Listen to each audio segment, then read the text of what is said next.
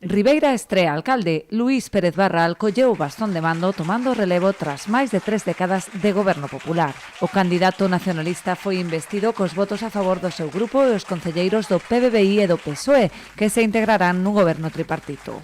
No seu discurso, o novo rexedor agradeceu a xenerosidade de todos os grupos e apelou ao diálogo, tamén coa oposición, na busca do mellor para os intereses de Ribeira. Neste caso, a política municipal supón un reto apaixonante e cunha alta exixencia. Exixe estar ao día, exixe esforzo e dedicación, exixe escoitar e cumprir coa palabra dada aos veciños e veciñas, ao tempo que se toman decisións coas que mellorar a calidade de vida de toda a poboación.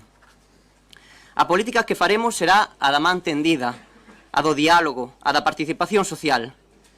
Quen me coñece sabe que son unha persoa disposta a falar con todo o mundo para chegar a entendementos que garantan o maior benestar posible para a poboación de Ribeira e así seguirei facendo dende a alcaldía.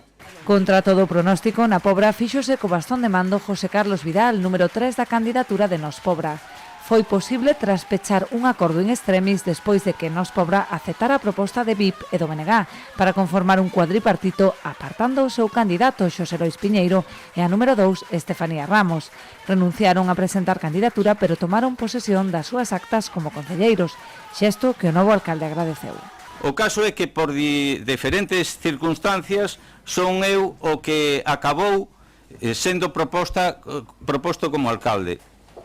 Eso foi posible grazas en primeiro lugar á xenerosidade de Xosé Lois, que foi capaz de botarse a un lado para poder así conseguir desbloquear unha situación moi complicada.